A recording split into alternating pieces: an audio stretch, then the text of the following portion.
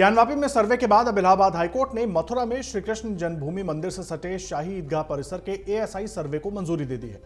Court ने शाही ईदगाह परिसर के सर्वेक्षण के लिए अदालत की निगरानी में एक एडवोकेट कमिश्नर की नियुक्ति की मांग को भी स्वीकार कर लिया है।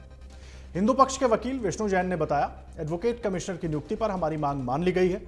कोर्ट ने शाही ईदगाह परिसर के एएसआई सर्वे को मंजूरी दे दी है। हालांकि एएसआई सर्वे कब से होगा, कितने लोग इसमें शामिल होंगे, ये सब 18 दिसंबर को तय होगा। कृष्ण जन्मभूमि के केस में जो शाही ईदगाह मस्जिद है उसमें एडवोकेट कमीशन के द्वारा सर्वे किया जाए, ऐसी हमारी मांग थी। इसके लिए हमने एप्लीकेशन मूव की थी माननीय इलाहाबाद हाईकोर्ट में। एप्लीकेशन का नंबर है एप्लीकेशन 130 का।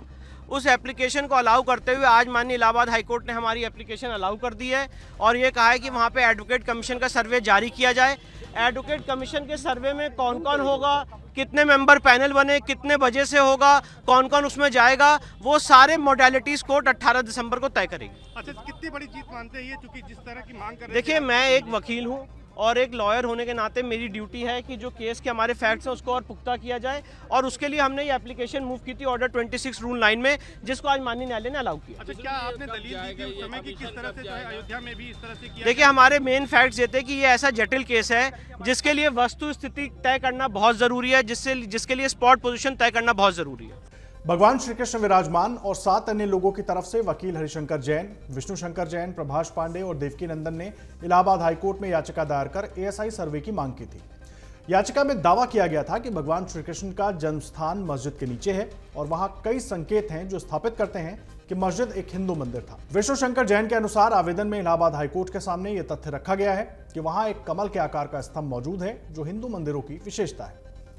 याचिका में यह भी कहा गया था कि वहां शेषनाग की एक छवि भी मौजूद है जो हिंदू देवताओं में से एक है। उन्होंने जन्म वाली रात भगवान श्री कृष्ण की रक्षा की थी। अदालत में यह भी प्रस्तुत किया गया कि मस्जिद के स्तंभों के निचले भाग पर हिंदू धार्मिक प्रतीक और नक्काशी है। कोर्ट से अनुरोध किया गया कि निर्धारित समय अवधि के अंदर शाही ईदगाह मस्जिद का सर्वेक्षण करने के बाद अपनी रिपोर्ट पेश करने के लिए विशिष्ट निर्देशों के साथ कमीशन की नियुक्ति की जा सकती है। याचिकाकर्ताओं ने इलाहाबाद हाईकोर्ट से शाही ईदगाह मस्जिद के एएसआई सर्वे की पूरी कार्रवाई की फोटोग्राफी और वीडियोग्राफी कराने का निर्देश देने की भी मांग की। वकीलों के मुताबिक सही फैसले के लिए विवादित ढांचे के तथ्यात्मक पहलुओं को अदालत के समक्ष लाया जाना चाहिए, क्योंकि विवादित क्षेत्रों की तथ्यात्मक स्थिति के बिना मामले का प्रभावी निर्णय संभव नहीं है।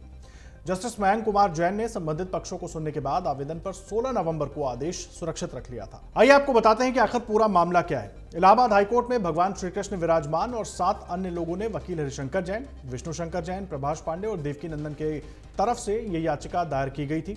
याचिका में मस्जिद परिसर का एएसआई सर्वे कराने की मांग की गई है। हिंदू पक्ष की ओर से दाखिल की गई याचिका में कहा गया है कि श्री कृष्ण जन्मस्थान को तोड़कर इस मस्जिद का निर्माण किया गया। पूरा परिसर पहले हिंदू मंदिर था जिसे औरंगजेब के शासनकाल में तोड़ दिया गया था। अगर सर्वे होता है तो सर्वे में क्या क्या होगा। हिंदू पक्ष की याचिका पर हाईकोर्ट ने शाही ईदगाह परिसर के एएसआई सर्वे का फैसला सुनाया। इससे पहले वाराणसी में ज्ञानवापी परिसर का भी एडवोकेट कमिश्नर की देखरेख में ही सर्वे कराया गया था। हिंदू पक्ष की ओर से मांग की गई है कि शाही ईदगाह मामले में भी वीडियोग्राफी और फोटोग्राफी कराई जाए। इसके अलावा शाही ईदगाह में उन तमाम तथ्यों की भी तलाश की जाएगी जिसमें हिंदू पक्ष की ओर से मस्जिद में कई हिंदू प्रतीक, चिन्ह और मंदिर को तोड़कर मस्जिद बनाने का दावा किया गया है। विष्णु जैन ने कहा कि 1669 में औरंगजेब ने आदेश दिया था कि हिंदू मंदिरों को तोड़ दिया जाए। यहां हिंदू मंदिर को तोड़कर शाही ईदगाह मस्जिद का निर्माण किया गया।